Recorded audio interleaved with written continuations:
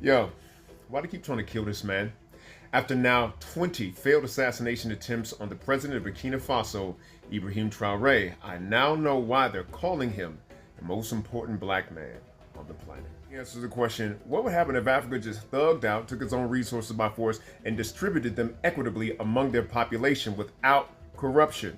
Well, he did that, and now they're mad about it. And now after just 2 years in charge, he's got a list of accomplishments that put other African leaders to shame. Dude literally stopped the export of Burkina Faso's gold to Europe. Increased productivity, taking Burkina Faso's GDP from 18.8 billion to 22.1 billion dollars. Then the dude banned French military exercises in Burkina Faso. Then he kicked out French media and French troops. Bro built new railroads, new highways. He invested in all like hundreds and hundreds of tractors for their farming capacity. He got brand new high quality seeds for the farmers to produce so that they can feed themselves. And he banned them weird ass British powdered wigs they be wearing in the parliament and court. He was like, no more of that. We African and that just looks strange on y'all. And now he's spearheading the alliance of the Sahel states between Mali, Burkina Faso, and Niger, because these are all formerly French colonized places. They speak French, and they just decided we gonna defend and protect ourselves, create a block, and trade with each other.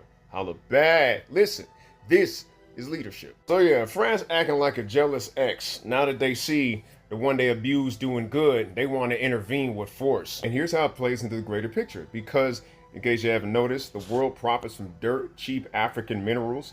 But in Burkina Faso and the Sahel states show that, number one, we can kick out colonizers, and number two, we gonna make y'all pay fair market prices for the resources within our dirt. That means that this might start a domino effect in Africa. Some are calling it the Ibrahim effect, and it's already taken place because young folks all over the continent is calling out for more leadership like Ibrahim Traoré. Low-key, us black Americans could use some more leadership like that too. African leadership and black American leadership suffered the same problem. The OG original leaders who really was about the people got killed off. Our Dr. King and Malcolm X got killed off.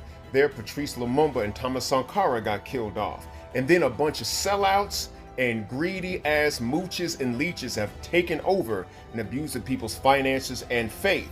And there needed to be somebody to stand on business actually for the people with brute force against the colonizer and benevolence with their own people. And that is the example that our brother is setting in Burkina Faso. This means that we could be turning over a new leaf as a people if we follow this man's example, because it's like, what is white supremacy really but an evolutionary force for those who have been subject to it to overcome? And so when you're talking about evolutionary forces, you have to ask yourself, what is this force trying to make me? And the faster you get to that end product, the faster that pressure dissolves. So like, why did Africa fall? It fell partially because of its openness, because we had a kind of like Dr. Kingian way of looking at the world, and that everybody's our brother and we want to be benevolent with folks. Well, that works with folks who have that consciousness. But if they don't have that consciousness, you have to adapt behavior necessary to meet the challenge to preserve your own life. That's what the Malcolm X's of the world were trying to teach us. But they got assassinated before they could adapt the philosophy into hard power. Some places of the continent, they did get really forceful military leaders, right? But then they went too far into the other direction and started exploiting and dominating their own people out of greed. Nah, the pendulum got to balance. You got to ride the center. You got to be Martin Luther King with your brother and Malcolm X to the other. So this brother, Ibrahim Traoré, steps up and he was like, let me learn the lessons from history in order to make me effective. I got to be benevolent with my people, but I got to be effectively militaristic enough to protect the beautiful thing that I'm building. And the sooner we get there, following this cat's example, humble yourself, be man enough to say I can learn from him, then the sooner that we get to where we need to be outside of this whole white supremacy dynamic. Because I don't know about you, but I'm done with that. My name's Theo E.J. Wilson. Like, follow, and share. Tell me what you think in the comments. I love bad. The other two competitors are just trying to replicate what we do best. I can imagine a situation, though, in which the ruling elite of a country is receiving gratuities on the side that inure to the benefit of the strongman leader and not to the populace of the country. Does that sort of corruption and bribery go on with regard to the Belt and Road? Absolutely, Chairman. I see this, and I don't mind calling them out, but Captain Traoré and Burkina Faso, as they know that both, whether it's their gold reserves, that is all those proceeds are just in exchange to protect the junta regime. There's a number of examples across. Even in Sudan, what's going on with the rapid support forces and Burhan of the Sudan forces, when you get down to it, is all about the revenue that can be drawn out of that. And there are nefarious actors in the CCP and sometimes Russia are complicit in those activities. Living a dream, living the African dream. Are you planning to travel, relocate, or invest in Africa? Before making permanent decisions, equip yourself with the knowledge you need to make informed choices. Africa 101 is your guide to relocating, investing, and living in Africa. This is your essential resource, covering the basics and must-know insights to guide you confidently. Download your guide now at panafricanlifestyle.com and take the first step toward a thriving future in the motherland. 19 times they have tried to assassinate Burkina Faso's president, Ibrahim Traoré. 19 times they have tried to assassinate Burkina Faso's president, Ibrahim Traoré. And guess who is behind it? Let me take a wild guess. Could it be France? Because France was kicked out of Burkina Faso and the French are livid. Because Burkina Faso refused to be exploited anymore. Ibrahim Traoré kicked out all of the companies, all the corporations that mined for gold, and yet Burkinabs were starving and had nothing. They stole everything from them.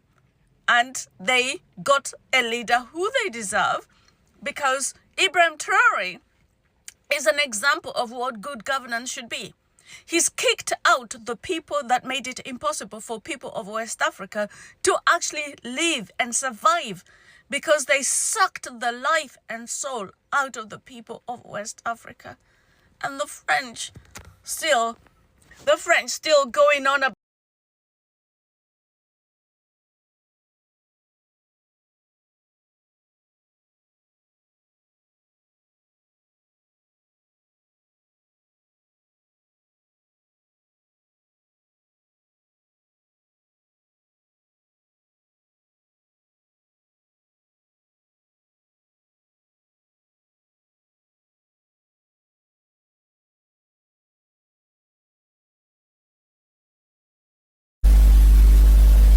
In the history of the world, there have been wars.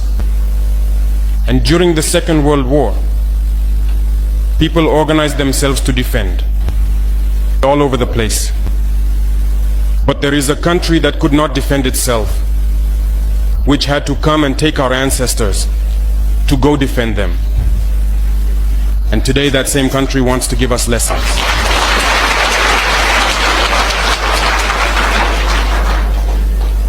The pot calling the kettle black. No, you are the descendants of those same ancestors who went to defend others, who liberated the world from Nazism.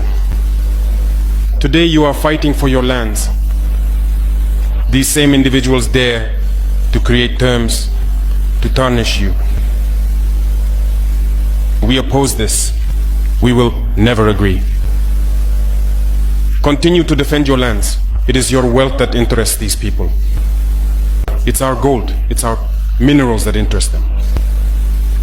Otherwise, why come and drive out entire villages to seize our lands? So we will fight and we will reclaim our lands, our wealth. It belongs to us. It's for us. It will benefit us and our children. I therefore encourage you to remember that this war is to free us from slavery. It's for our independence. And you must keep your spirits high, stay strong. Never give into manipulators, to those individuals who no longer understand the notion of homeland, or to those people who come from outside, to try to subdue us through their terms they invented and their organizations they created to enslave us. Fight, move forward, do everything you can. Draw, as I said, from your cultural resources, from what you have been shaped by since the village. Draw from it and wage this war. Stay focused and stay strong. The energy in the room is palpable as young Africans engage in deep discussions about their rights and futures inspired by Traore's message. Outside, the streets come alive with a peaceful protest, illustrating a collective stand against oppression and the desire for change. In this thought-provoking video, Ibrahim Traoré sends a powerful message to Africans, urging them to stand up against Western oppression. As the world grapples with issues of colonialism, neocolonialism, and imperialism, Traore's call to action sparks a crucial conversation about African empowerment and self-determination. Join the discussion and explore the role of Western powers in shaping the African narrative. What does it mean to stand up against oppression, and how can Africans reclaim their agency in the face of external influences? Share your thoughts in the comments below. You will hear about the African Union. Yes, it exists. But what is the effect of the African Union in reality?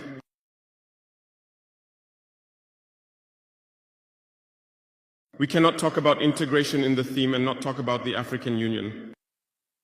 Because it is this organization that should unite us, create real integration.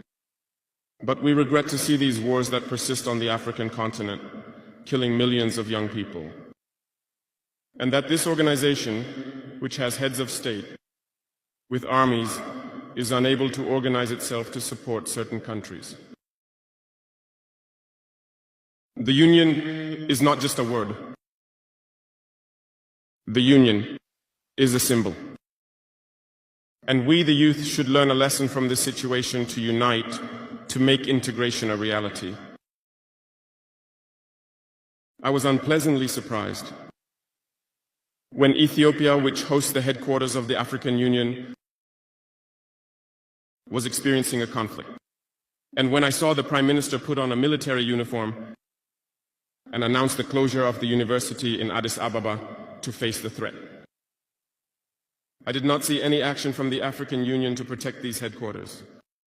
Most Western states saw Addis Ababa falling, packing up and leaving.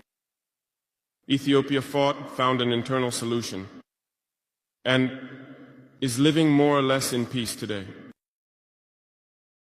The children of Congo have been dying for years. Several other conflicts, such as in Sudan, exist on the continent. We would have liked to see the African Union generate the forces and all the necessary strategies to support these states so they can regain peace. For nearly 10 years, the Sahel has been the theater of international terrorism. But we see no support from these organizations to find a solution to this problem.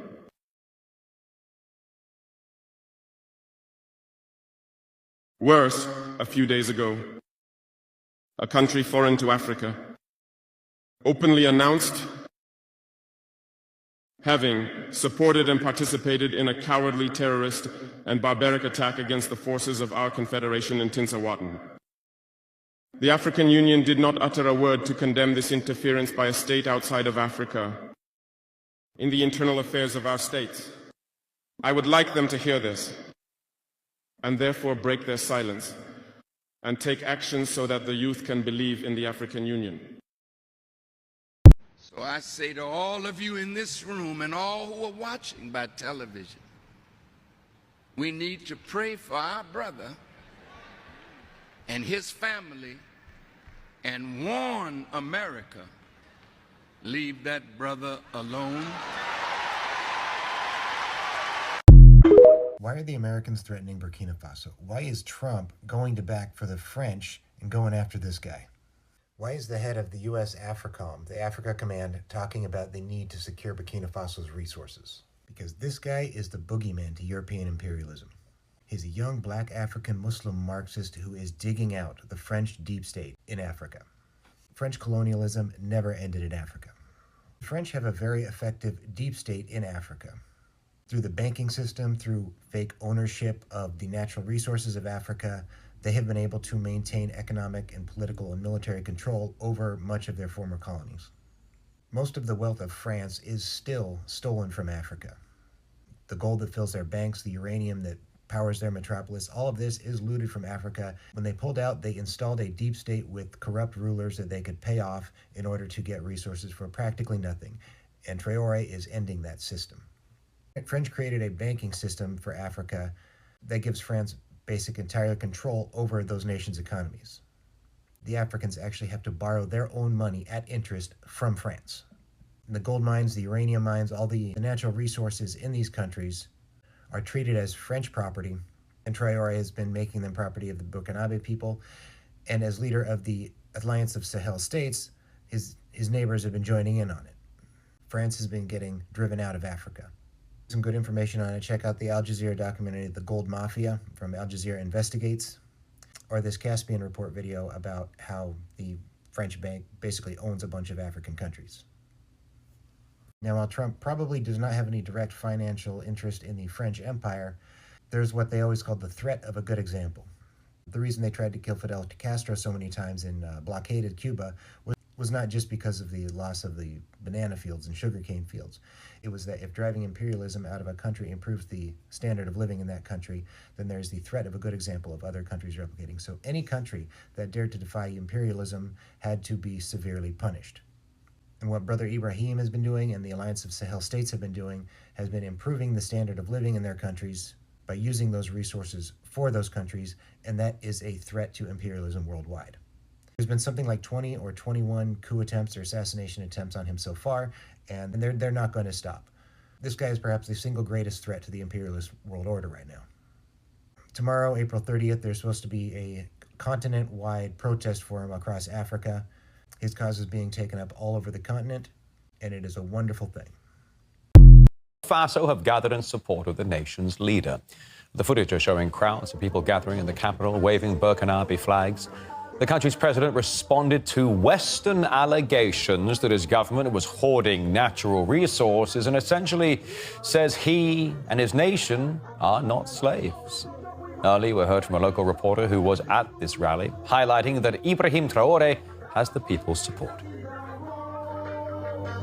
The population stood up, the population stand up to say we don't need interference of Western countries anymore in our country. We support our president, Captain Ibrahim Traoré, to defend the country, to develop the country, and to take off the country of slavery. That's what most of protesters said this morning when we met them. And the government of Burkina Faso responded positively to this demonstration, and there is a delegation of ministers that are here. We have seen 3 ministers, the minister in charge of communication, the minister in charge of infrastructure, and the minister in charge of territorial administration. So they came to support this demonstration, to say that what you are doing to support us will also stand up to support you, populations, because we are here for you. Yeah, Burkina Faso wrapping up this hour's program here on RT International. We're going to just take a really short break.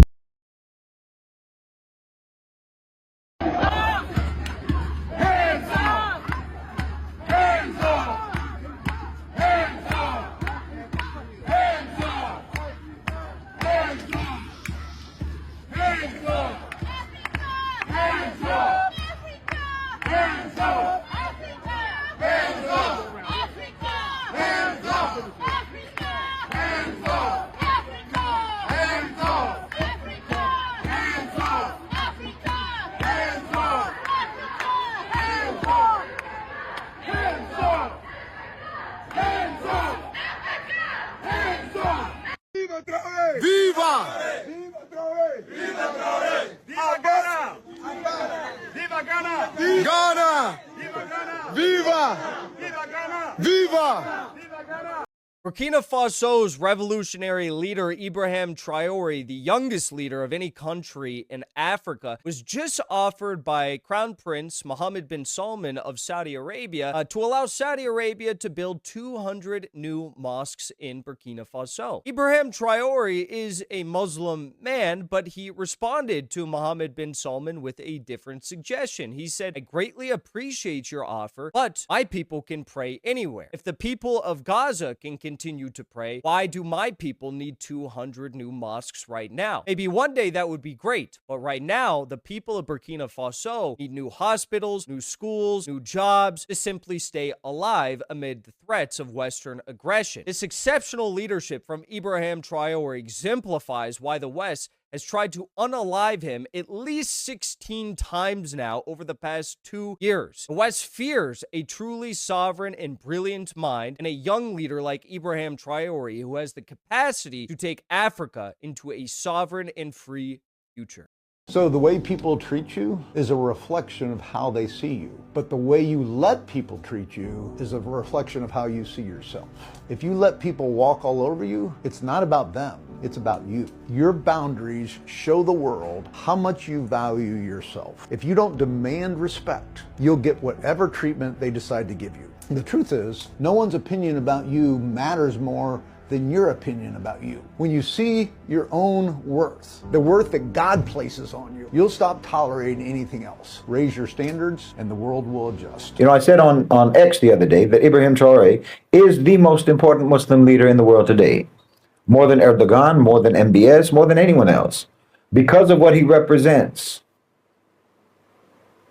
You know, of course, I had a lot of fake pan-Africanists in my comment section getting mad about the fact that I was referring to Ibrahim Traoré as a Muslim leader, because they only want to identify him exclusively as a black leader or as exclusively as an African leader. They don't want to acknowledge the fact that he is a Muslim, because in their CIA-produced pan-Africanism, they're ready to exclude 500 million Africans from Africa.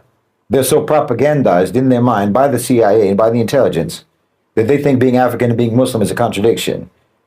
They've fallen for the old divide and rule tactics of the colonizers. Their indoctrinated brains will short circuit over the inconvenient fact that the most admired and the most heroic leaders in Africa today are Muslims. In Burkina Faso, in Niger, in Senegal, even Naledi Pandor in South Africa is a Muslim, taking the Israel to the ICJ. Just because Ibrahim Traoré doesn't wear his religion on his sleeve, and just because he doesn't taqwa signal, you know, all the time like some so-called Islamists, you think we don't get to claim him as part of our ummah? We don't get to say that he's a Muslim leader, but he is a Muslim leader. He's an African leader who's a Muslim. And I'm sorry to tell you, but again, the fact of the matter is that the best leaders you have in Africa today are the ones who are Muslims. You can get mad about it all you want. You can say, why does Shahid have to bring up religion? Why do you have to bring religion into it? But that's just a way of gaslighting about the fact that you don't want religion to be brought into it. You want to keep religion out of it. No, Ibrahim Traoré is fighting those Western-backed, Western-trained, Western-funded jihadi groups because he's a Muslim. Nobody has suffered more from those mercenaries than the Muslims have.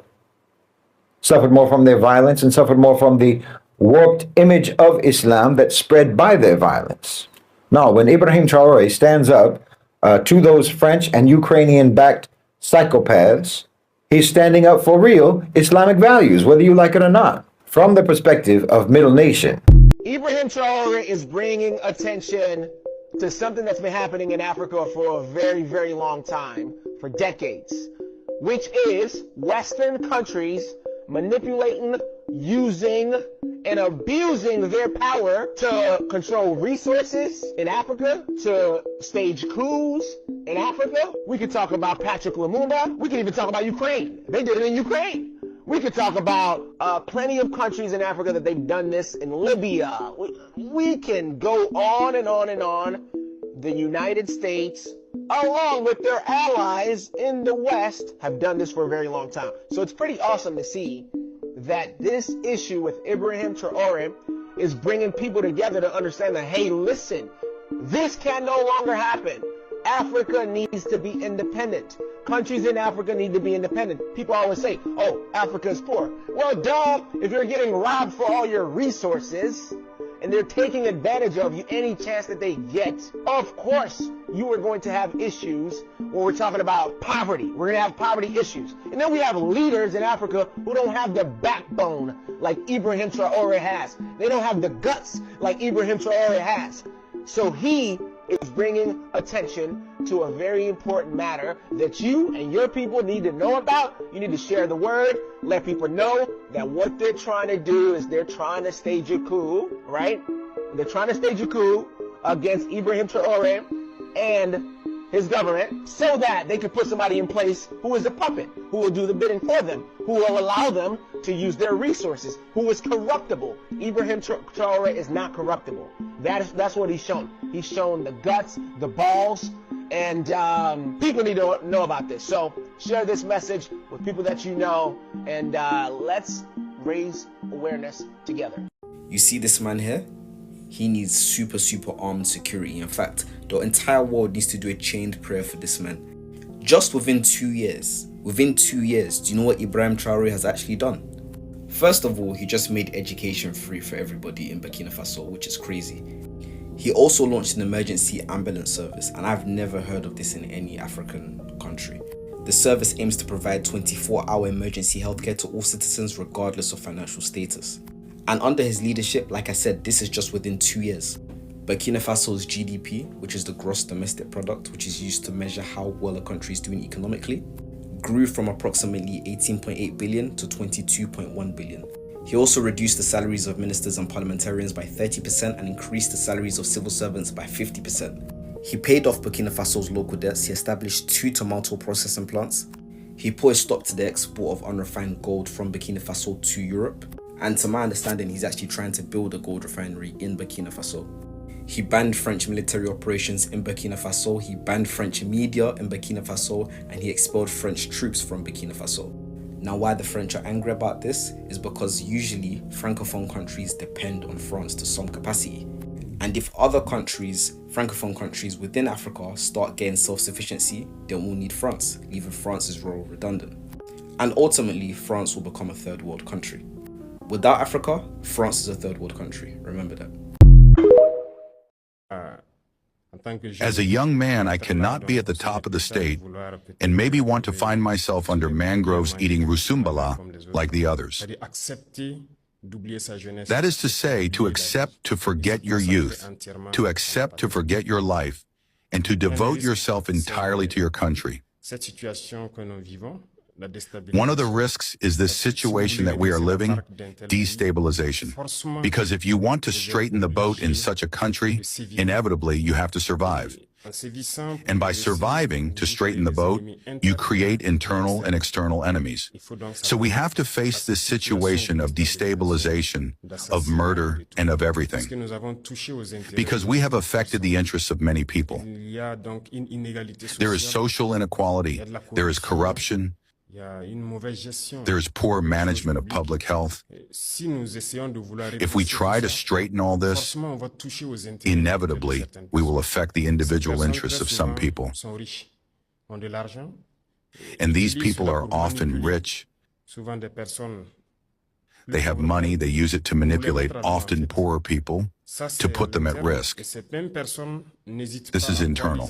And these same people do not hesitate to coalesce with the imperialist forces who spend their time trying to impoverish us. The other side are these external forces. There are many countries today that we have on our backs. We have no choice. We have to do it. If we want our country to be independent, if we want our sovereignty, if we want Burkina Faso to eat at their expense, if we want our children to go to school without paying a penny, if we want tomorrow the malaria, which is one of the most common diseases in Burkina Faso, so that we can heal our population, in some words, at zero cost. Some dreams that we have, but we will have to make a lot of concessions. We will have to prevent certain powers from pillaging us, and that creates a lot of enemies. So we are prepared for these situations. We live them as normal, in fact. It does not frighten us, it does not scare us. It still gives us the courage to move forward, because through these events we know that the directive line that we have chosen is the best line for our country, for our people. So we live it like that.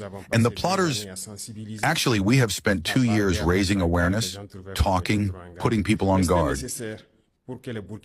But it was necessary for the Burkinabe to see for themselves how far certain Burkinabe can go against the country.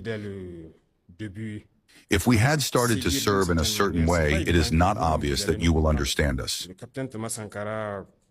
Captain Thomas Sankara was misunderstood at some point, maybe because they started strong. But we had to let the people see, understand what these plotters are, communicate with the people. The audience of Bobo Dioulasso would like to know what the fate reserved for these plotters is. As we said, from this moment on, I will not go into details. Everyone will take responsibility. If someone takes such a step, he assumes all the consequences. We will not advise anyone or put people on guard. Let's go back to the case of Barcelogo.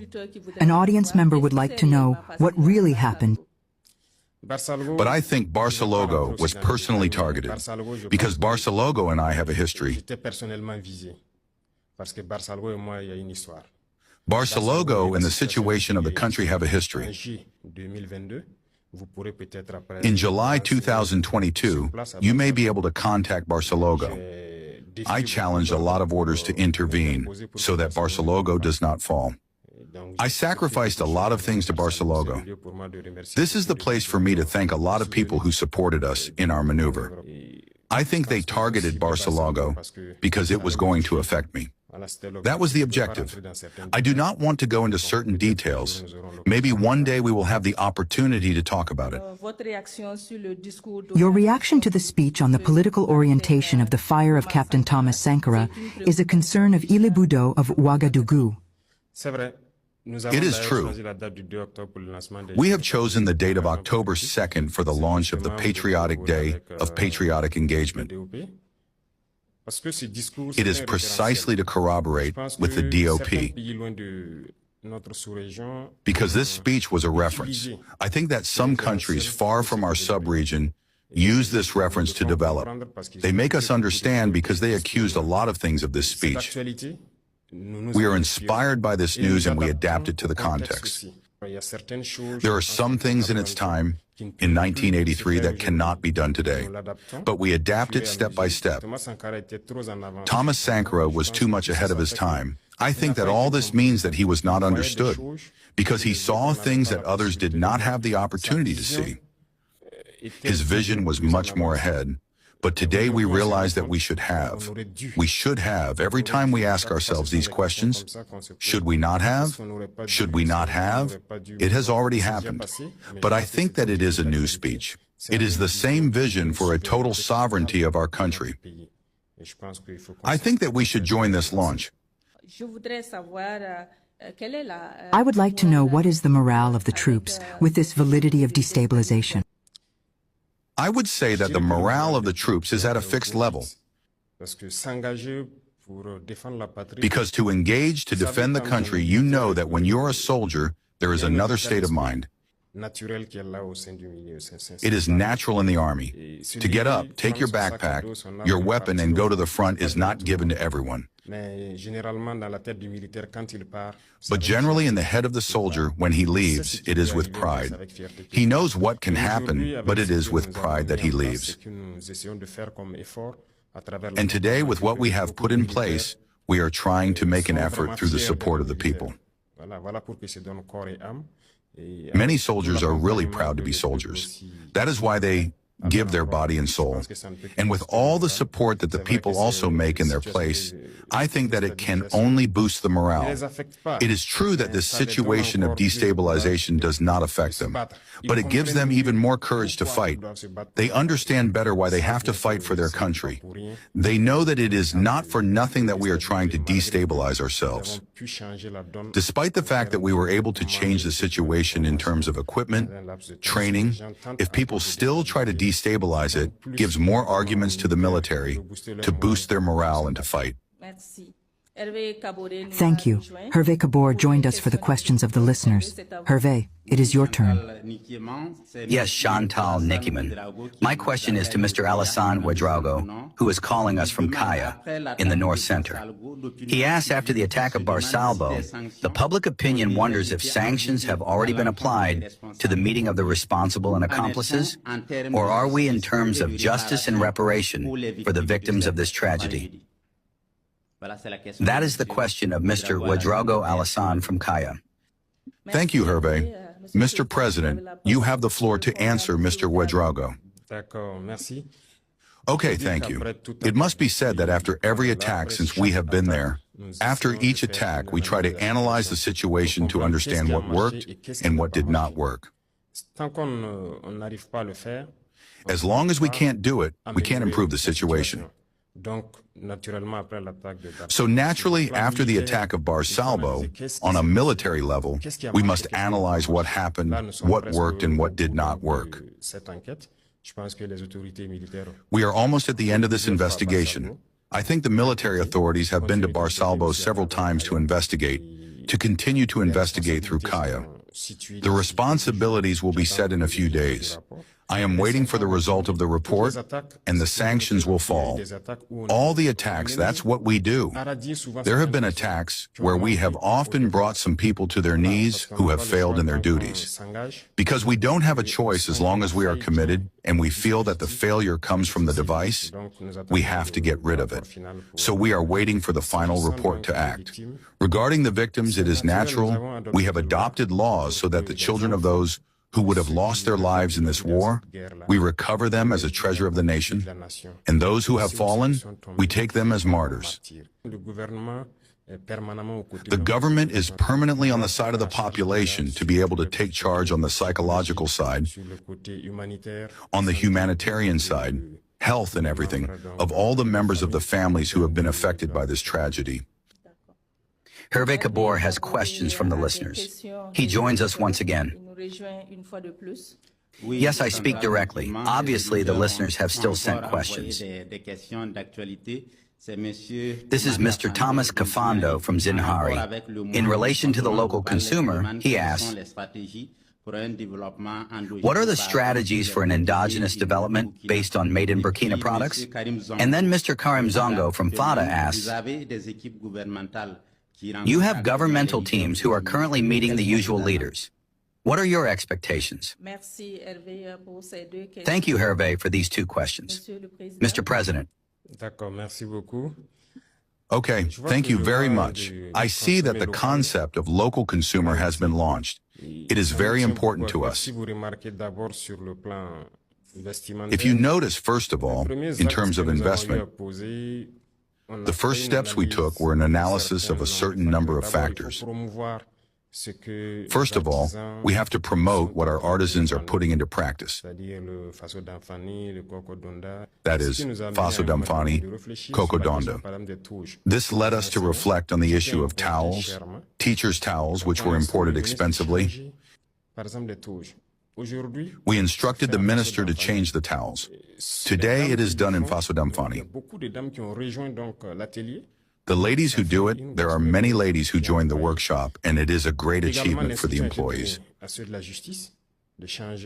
Also, the instruction was given to the Ministry of Justice to change their towels to be able to adapt to our Faso Damfani and many other social classes, even in the army.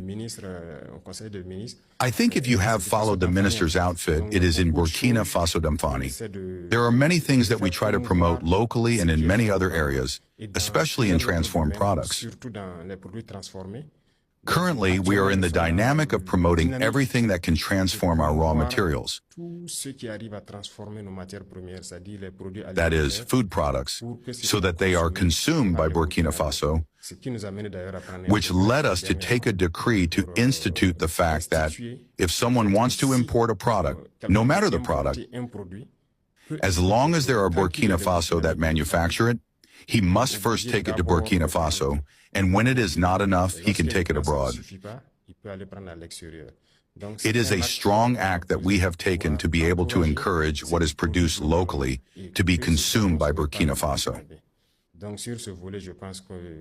I think we are in a good dynamic. We cannot reveal the entire strategy because, as I said, those who are used to importing do not necessarily like to apply what we want. But if we want to be Burkina Faso, we have to take measures. It will not please others, but it will please a lot of people. I think that is the most important thing. Mr. Congo, I would like to know your expectations concerning your government teams that are on the ground. Yes, these are outings that were planned a little while ago. It is like the first outings that coincided with the events of Barcelona. We had planned several outings. When the event arrived, we told people to go and make the program. During this period, we stopped the Council of Ministers for a week. We want the ministers to go to the populations to acquire realities, to see the realities of the people, and to come back. A minister is at the level of the decision. If you are just in Ouagadougou and you cannot understand the deep aspirations of the people, it is complicated. So this program will not be the first time. It will not be the last time. They went to the populations in all regions to acquire realities, to understand the difficulties. And I think that each minister will rearrange his program according to the real needs of our populations. It is the same state of mind that led us to go to the leaders, because we want to put them back in their role. Their role is to maintain social cohesion, unity, peace. They have to assert themselves. They have to help us educate the youth. These are the messages that are brought to their place. Whatever we say, they are key actors of our society, and we want to put them back in their role so that they can help Burkina Faso to return to its ancestral values, which are values of peace, unity, and cohesion. Thank you for these insights. Mr. President, the news, security, and defense are closely linked. As we gather the concerns of the listeners, 2 years ago, under your impulse, Burkina Faso engaged in a total war against terrorist armed groups. Today, what is your assessment of the reconquest of the national territory? Thank you. We will stop talking about the situation on the ground because it is the essence of our fight. As you can see, I think that as soon as we started our actions, there was another face of terrorism that Burkina Faso has discovered. So it has challenged us a lot that it is not just terrorism. I think that the objective of these people is even greater than that. The last time I spoke about the fourth generation war, they manipulated a lot of people to put them against their brothers. Today, you look at the terrorists and at us, they are young people who are dying. So we have to stop it. We have to stop it quickly. To do it, we had to arm ourselves with courage, train ourselves, recruit, because the staff, the equipment, nothing was up to the task to be able to face it. I remember that the terrorists said that on December 31st, 2022, they were going to celebrate the end of the year in Ouagadougou. Then when we did the analysis, we realized that they could do it. What was going to stop them? I don't see. With the number they had, the dormant cells, if they activated on December 20th, they could celebrate in Ouagadougou. Nothing could stop them, unless we call on the same powers that created them to intervene and enslave us. So when we took our responsibilities, you saw very quickly that we started to recruit both in the military sector and also at the level of the VDP to try to contain the threat. Today, the army is much more equipped than it has ever been, but we say that this is nothing. The equipment will come 10 times, many times more efficient than what we have. We will continue to recruit to have a strong army, because independence, sovereignty, as long as you don't have a strong army, you can't assume it. So it will continue in this sense, and we will continue to face the threat. Regarding the fight against terrorism, some Burkinabe make the link between national reconciliation and the fight against terrorism.